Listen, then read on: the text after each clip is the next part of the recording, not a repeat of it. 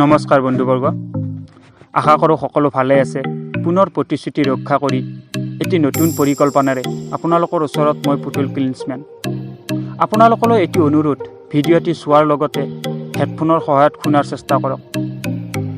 আমি সমাজখনৰ হকে সাহসেৰে সত্যটো সত্য আৰু মিছাটো মিছা বুলি কেতিয়া ক'ব পৰা হ'ম?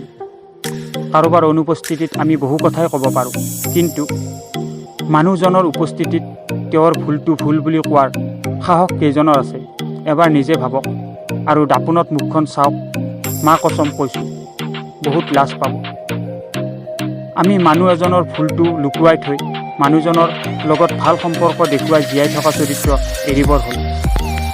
কুকুৰা চৰাই মনোবৃত্তিৰে যেনেকৈ প্ৰত্যেকে ৰাতিপুৱা প্ৰত্যেকৰ আগত ডাক দিব বিচাৰে, ঠিক তেনেকৈ আমি প্ৰত্যেকে আনৰ ভুলটো ভুল বুলি আগতে ক'লেহে তোমাৰ ভুলটো তেওঁ আঙুলিয়াই দিব আৰু সেইটোকে কয়, সাপো নমৰিল লাঠিও নাভাঙিল। তুমিও বাচিলা, তেওঁকো বচালা। আকৌ কিছুমান মানুহ দেখিছোঁ, কোনোবাই মিছা কথা ক'লেও হয় বুলি কয়, সঁচা কথা ক'লেও হয় বুলি কয়।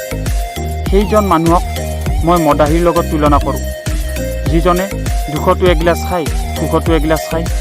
মানুহৰ ভুল হয়, সেইটো বহু ডাঙৰ কথা নহয়, কিন্তু আপুনি তেওঁৰ ভুলটো দেখিও আওকাণ কৰাটো তাতোকৈ ডাঙৰ ভুল বুলি মই ভাবোঁ।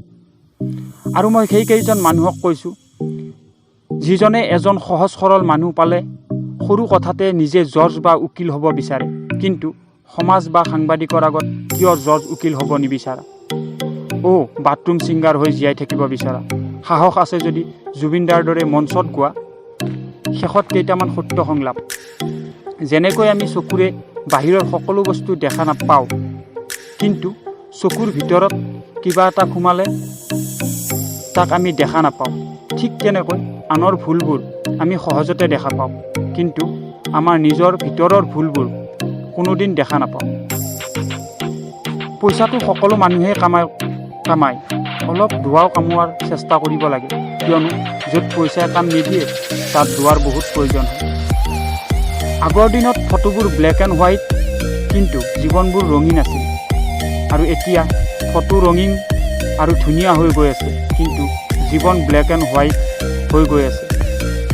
এপাহ ফুলেও নাজানে ৰাতিপুৱা মন্দিৰ যাব নে শ্মশান যাব। সেয়েহে আমি সদায় হাঁহি ফূৰ্তিৰ মাজেৰে জীৱনটো জীয়াৰ চেষ্টা কৰিব লাগে।